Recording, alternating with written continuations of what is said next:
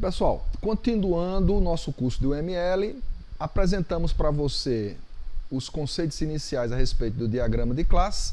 Agora queremos entrar no diagrama de classes parte 2, onde nós vamos entrar em mais detalhes de como criar um diagrama de classe. Então nós estamos utilizando, como dizemos para você, o material do livro UML2 e os slides originais com a tradução e adaptação, que são da Universidade Tecnológica de Viena. Bem, como criar um diagrama de classe? Esse diagrama de classe ele deve ser feito a partir de um texto que define o que é o sistema. Desse texto, tá certo? Na metodologia estruturada, por exemplo, se falava em definição do problema. Então era um documento de 1 a 2 páginas, onde se tentava passar uma ideia do que é o sistema. Então, são extraídas classes, atributos, operações e associações a partir desse texto. Em geral, é importante dizer que nem todos os elementos do diagrama de classes vão sair naturalmente, facilmente, desse texto em linguagem natural. Mas vamos ver. Em linhas gerais, a ideia é o seguinte: os substantivos indicam classes, tá certo? Então, o substantivo, por exemplo, a universidade é composta de institutos, né? Então, quando você tem um artigo antes de uma palavra, a universidade, ela é um substantivo, né? Então, ele vai indicar a classe. Instituto seria outra classe e tal. Os adjetivos vão indicar atributos. Então, quando você falar, por exemplo, que um livro tem que ter um título, tem que ter um autor, então são exemplos de atributos. Esses elementos qualificam o substantivo, então seriam os adjetivos. E os verbos indicam operações ou associações.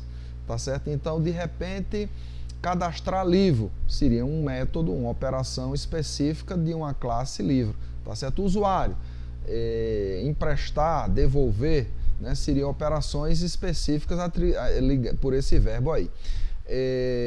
Você pode também ter a ideia de associação, como a gente colocou no livro anterior. Então, por exemplo, um sistema de gerenciamento da biblioteca, um texto aqui, ó. O sistema de gerenciamento da biblioteca armazena os dados dos seus usuários com um ID único. Então o usuário tem um ID, tá aqui, ó, um nome, tá certo? String, e um endereço, tá aqui, ó, tá certo? Guardando também os dados relativos aos livros, que devem ter um título, tá aqui um título, deve ter um autor e deve ter um ISBN, tá certo? E um usuário teria um número de matrícula, um e-mail, um endereço e coisa do tipo. Então você começa a montar aqui. Então nós vamos usar o texto traduzido a partir do texto original, tá certo? Vamos deixar as palavras em inglês, porque as figuras vão estar em inglês, como eu lhe falei, que são da Universidade Tecnológica de Viena. Então, uma universidade, uma university, consiste de múltiplas faculdades que são compostas por vários institutos. Cada faculdade e cada instituto tem um nome. Então, você começa a ver aqui, ó, uma universidade, tá certo? Então, seria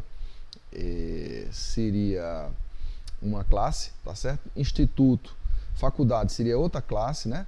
E instituto seria outra classe. Então ele começa a dizer os atributos de cada classe dessa aqui, ó. Cada faculdade é liderada por um dean, que é a tradução de reitor, que é um empregado da universidade. Então, aqui vai ser um professor, uma pessoa que pertence a uma classe empregado, que é uma classe maior, que pode ter professor, pesquisador, funcionário administrativo, etc. e tal. O número total de empregados é conhecido, tá certo? Então, empregados tem um número do seguro social, um nome, um endereço de e-mail. Há uma distinção entre pesquisador e pessoal administrativo. Pesquisadores associados são designados a pelo menos um instituto, então eles têm uma relação de pertencerem a um instituto. A área de estudo de cada pesquisador é conhecida. Além disso, os pesquisadores associados podem desenvolver projetos por um certo número de horas, com um nome, datas aqui, ó, de início e fim. Alguns pesquisadores ministram curso, por isso eles são chamados de lecturers, são professores que dão curso. Curso tem um ID, um nome e uma duração em hora. Então daqui você já começa a ver possíveis candidatas aqui a classes com seus atributos e suas operações. Então vamos ver aqui um pouco mais na frente. Nós temos aqui o texto original, tá certo? Então, com algumas traduções, eu mantive algumas coisas. Então, uma university consiste de múltiplas faculdades. Então, tá aqui, a classe universidade aqui, tá certo? São compostos por vários institutos. Então, tá aqui um instituto. Cada faculdade e cada instituto tem um nome, então não entrou em nível de detalhe aqui. Então começa a modelagem aqui, ó. Cada faculdade é liderada por um DIN, um reitor, que é um empregado, tá certo? Então ele vai ser uma especialização dessa classe empregada aqui. O número de empregados é conhecido, empregados têm um número de seguro, etc e tal. Há uma distinção entre pesquisador e funcionário administrativo. Pesquisadores associados são designados a pelo menos um instituto. A área de estudo de cada pesquisador associado é conhecida. Além disso, então você começa a ter aqui, ó, projetos, as classes sendo detalhadas em vermelho aqui, tá certo? Então essas classes passam a ser detalhadas e os seus atributos sendo conhecidos, tá certo? Então você aqui de lado começa a pegar os candidatos, pode ver que as partes em vermelho vão estar destacadas aqui como sendo candidatas a classes, certo? Em seguida, veja, aqui no caso de DIN, que é o reitor, ele é uma espécie de atributo de um empregado, é uma qualificação de um empregado, tá certo? Então não precisa ser uma classe, então você pode deixar de lado essa aí. Da mesma forma, a universidade, que vai ser o sistema como um todo, não precisa ser classe. Então a gente começa a descartar coisas que não servem para o nosso processo aqui. Então veja bem, avançando para os atributos. Então nós pegamos aqui as classes, eliminamos classes que não seriam interessantes, ficamos com 1, 2, 3, 4, 5, 6, 7 e 8. Então agora para cada uma dessas classes vamos pensar nos atributos. Então os atributos seriam o quê? Os adjetivos, tá certo? Uma universidade consiste de múltiplas faculdades, que são compostas de vários institutos. Cada faculdade e cada instituto tem um nome e endereço. Então já está aqui, ó, faculdade tem um nome, poderia ter um endereço aqui, o instituto tem um nome e um endereço, tá certo? O número total de empregados é conhecido, então está aqui um contador, tá certo? Então ela é uma variável de classe aqui, que a gente vai explicar mais na frente. O número total, aliás, explicamos no vídeo anterior, o seguro social, o nome e o endereço de e-mail são atributos do empregado, tá certo? Há uma distinção entre pesquisador e pessoal administrativo, então seria uma especialização. Tá aqui, ó, empregados administrativos e os pesquisadores, certo? Vão ter uma relação de especialização em relação ao empregado aqui. Pesquisadores associados estão designados a pelo menos um instituto, então vai ter uma relação com o instituto aqui, ó, tá certo? O campo de estudo é conhecido, então um instituto aqui, o pesquisador, ó, campo de estudo, então um atributo especial desse pesquisador associado, tá certo? Daí, pesquisadores associados podem estar envolvidos em projeto. Então, eu tenho aqui um projeto, ele vai ter uma relação, ó, coordena, participa, alguma coisa assim que a gente vai ver nos passos seguintes, tá certo? Esses projetos têm um certo número de horas, tá certo? Uma data de início, data de término e o nome do projeto. Veja que essa quantidade de horas aqui, tá certo? Ela não é um atributo do pesquisador e nem é do projeto, vai ser de uma relação que a gente vai ver mais na frente. Alguns pesquisadores ministram cursos, tá certo? Então tá aqui o curso, tá certo? A quantidade de horas e tal. Esses cursos têm um identificador, a quantidade de horas semanais e o nome, tá aqui os atributos aqui. Então você começa a montar, veja que nesse primeiro nível você simplesmente usou o símbolo da classe só com o título, tá certo? Quando você veio para esse segundo nível dos atributos, você começou a encaixar na parte de atributo, veja que ninguém está falando de operação aqui ainda, né? Então esse é um modelo conceitual, depois vai para um modelo de domínio, quando você começa a detalhar os métodos, né? Então passo 3, identificando as relações. Então a gente já mostrou no vídeo anterior que você tem 3 tipos de associação, de relação. A associação, a generalização e a agregação. Então aqui no caso, o texto já fala aqui, ó, o texto fala aqui que o empregado, certo? Ele pode ser, vamos ver aqui onde é que tem, o empregado pode ser um empregado administrativo ou pode ser um pesquisador, né? Tá certo? Então tá aqui, ó. Então aqui você já vai ter uma especialização, tá aqui o símbolo de especialização. Você tem uma classe maior, que é uma classe abstrata, a gente explicou no vídeo anterior, ela não pode ser instanciada, tá certo? E ela vai ser instanciada através das classes filhas aqui, tá certo? Então todos esses atributos aqui vão ser herdados pelo empregado administrativo. Então a employee é uma classe abstrata, é uma classe geral. Então aqui nós temos uma generalização, tá certo? Onde há uma distinção entre empregados especializados, que é o empregado administrativo, e o professor pesquisador, tá certo? E veja bem, esse pesquisador aqui, ele ministra o curso e ele vai ser conhecido como lecturer, né? Então vou ter uma classe especializada aqui, tá? Ainda nesse sentido aqui de identificar relações, uma universidade consiste de múltiplas faculdades. Então você vai ter aqui uma relação de composição com dependência, tá certo? Por isso o diamantezinho aqui, o losangozinho preto total. Por quê? Porque se é destruída uma faculdade, automaticamente a destruição leva à destruição do instituto. Então essa é uma dependência forte, tá certo? Então você tem aqui que uma faculdade pode ter um ou mais institutos fazendo parte dela, tá certo? Tá? Ainda identificando relações aqui, ó. Por exemplo, você tem um empregado, você tem um qualificador aqui, ó, se ele for um reitor, tá certo? E ele tem uma relação que é liderar uma faculdade, tá certo? Então eu tenho um reitor que lidera nenhuma ou pelo menos uma faculdade, tá certo? Na relação leads, o employee assume a reitoria, dean, tá? Então ele é um empregado que é reitor. Então você vê aqui uma relação qualificada aqui. Pesquisador associado são atribuídos a pelo menos um instituto.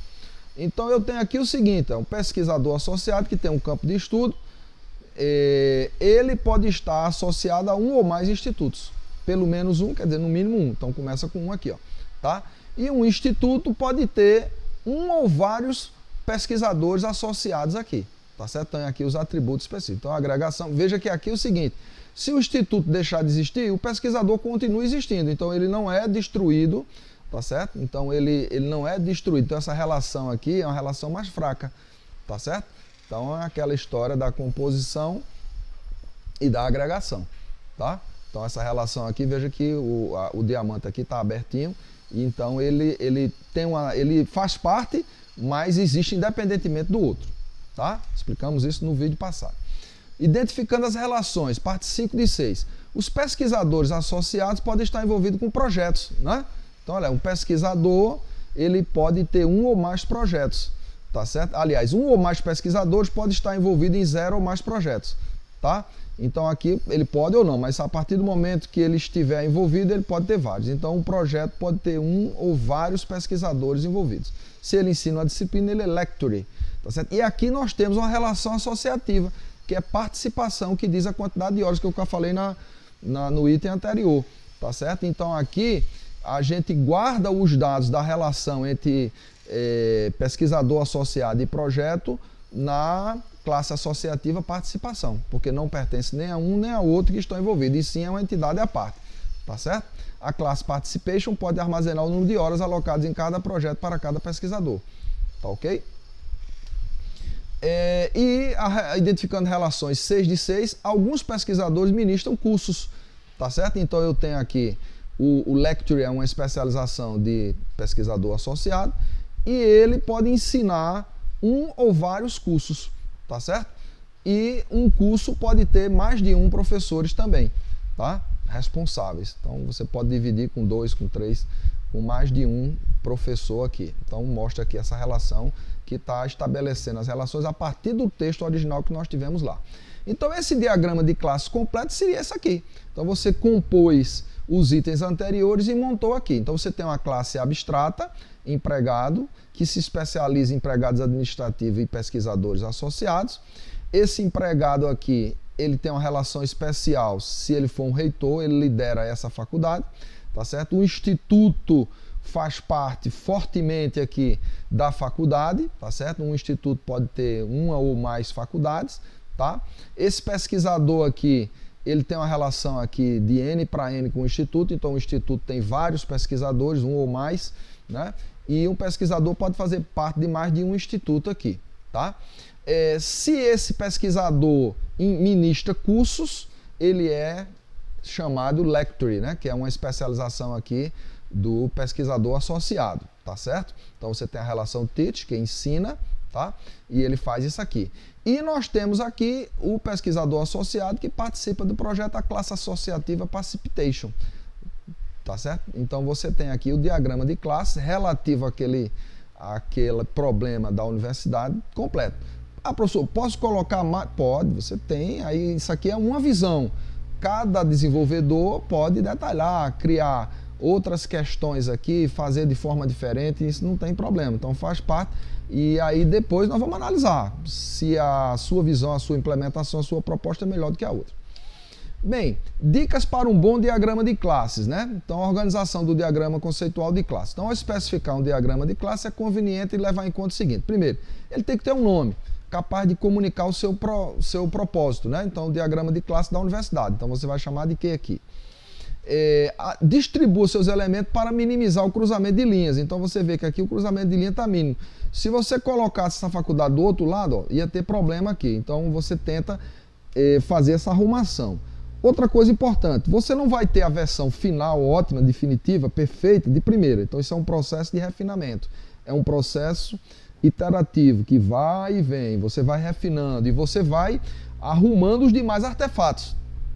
Então, por exemplo, uma mudança no diagrama de classe, muda um diagrama de sequência, pode mudar um diagrama de caso de uso, pode mudar um diagrama de atividade. Então eles são integrados, por isso que é bom usar uma ferramenta, porque esses ajustes já podem ser feitos automaticamente. Organize seus elementos espacialmente de maneira que classe relacionada entre si apareça fisicamente próximas. É o que ele fez aqui, ó. Pense se esse instituto estivesse do outro lado, então daria problema. Então você tenta ir arrumando, fazendo ajustes.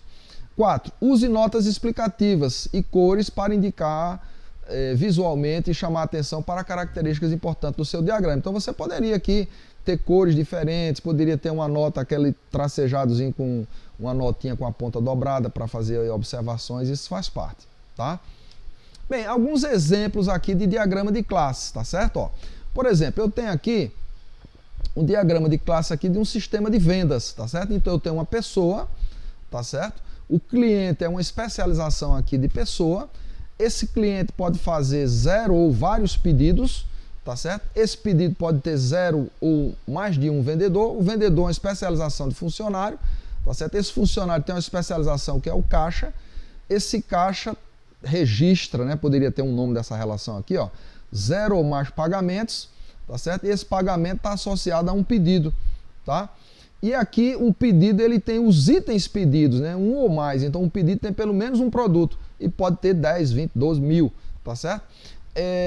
E aqui você tem um produto que pode fazer parte de um item pedido aqui, tá? Então você tem uma relação aqui mostrando como é que essas classes desse sistema de vendas aqui funcionam, tá? Então, um segundo exemplo. Um outro exemplo aqui, nós temos um sistema de controle bancário, é lá do nosso livro, né? Então, o livro-texto que a gente está usando aqui. Então, você tem uma pessoa, tá certo? Que ela tem aqui uma agregação aqui de possuir conta, tá certo? A relação é possui, né? Então, tem uma pessoa, pode ter mais de uma conta, e uma conta pode ter mais de uma pessoa, né? Então tem aqui os atributos e os métodos. Veja que aqui a gente está detalhando os métodos aqui. Pessoa pode ser pessoa física ou pessoa jurídica, tá? Então você tem diferenças aqui. Por exemplo, veja que esse método registrar pessoa aqui, ó, ele está registrado tanto na pessoa jurídica como na pessoa física. Provavelmente um polimorfismo aqui, né? A conta comum, ela pode ser especial ou conta poupança, especialização. Então você mostra aqui um outro diagrama, né, com a figurinha aqui, ó, com a denominação dele, que é assim que está normal que você for usar uma ferramenta para desenhar, ele vai usar esse tipo de coisa. Então, um outro diagrama de classe aqui no caso do sistema de controle bancário. Bem, a questão da geração de código. Então a história de você automatizar é exatamente para otimizar a geração de código. Então, os diagramas de classe são criados com a intenção de gerar implementação em uma linguagem de programação OO, como Java, por exemplo. Frequentemente, a tradução é semiautomática e requer alguma intervenção manual, nem que seja mínima, tá certo? No Astra você pode gerar e você pode fazer as alterações, por exemplo. Então, vamos ver aqui o caso aqui, ó, geração de código aqui. Então, você tem a classe curso aqui, ó, tá? Então, automaticamente, gera-se esse código aqui em Java. Tá certo? Ó, tá certo? Então é um atributo público do tipo inteiro, curso no. Tá? Então você tem aqui, ó, uma geração de código para esse item aqui. Vamos ver aqui na frente. Nós temos agora o exemplo 2, tá certo? Então nós temos aqui University Member, tá certo? Então a gente vai ter aqui, ó, essa classe University Member que está aqui, tá certo? E ela é abstrata, sendo a sua implementação em Java aqui, ó, tá? Então você tem aqui os atributos dessa classe aqui, tá? Em seguida, nós vamos para o exemplo 3 aqui, ó, Enumeration S-Master, tá aqui, ó, o Inter e Sum, então tá aqui o código dessa geração de código aqui, associado, tá? E o próximo que é o Enroll, tá aqui em cima, ó, tá certo? Então a geração de código associada a ele aqui dessa enumeração, tá? Exemplo 4, né? Nós temos aqui a classe estudante, tá certo? Que é uma especialização da classe University Member, tá? Então você tem aqui, ó, tá certo? Student, Extend University Member, tá certo? Então, e seus atributos aqui, ó. Veja que no caso aqui, ele tem esse item, tá certo? E ele tem uma extensão de curso aqui, ó. Curso de execução, tá certo? Então, os cursos que ele pode estar fazendo aqui, tá? Então, você tem aqui a implementação dessa classe. Bem, na classe Employee, tá certo? Tá aqui, ó. Extend University Member, né? É o outro item da especialização dessa classe abstrata aqui, que é a classe mãe dessas outras duas. Então, você tem aqui, ó, tá certo? O código sendo gerado aqui, tá certo? E ele tem uma relação aqui com curso e extensão aqui, ó, tá certo? Então, essa relação que está montada aqui, mostrando a possibilidade de ter os cursos que ele fez aqui, e os cursos em execução pela universidade, tá certo? E o exemplo 6, que é essa última classe aqui, ó, Curso Executation, tá certo? Que está codificada aqui em cima, tá certo? Então, a gente tem os itens aqui, ó, sendo enumerados nas suas relações para cada item desse aqui, certo? Então, veja bem, com isso a gente dá uma ideia aí de como você, a partir de um texto que define o seu sistema, o problema que você está tentando resolver e o sistema que vai resolvê-lo, identifica as classes, os atributos, as relações, os métodos, né? E como você vai, então, montar o seu diagrama e, a partir desse diagrama, gerar código com esses exemplos que nós demos aqui. Então, espero que você tenha entendido, tenha gostado, faça os exercícios, procure desenvolver o sistema que está proposto no nosso material e até a próxima. Divulgue e curta aí o nosso vídeo. Valeu!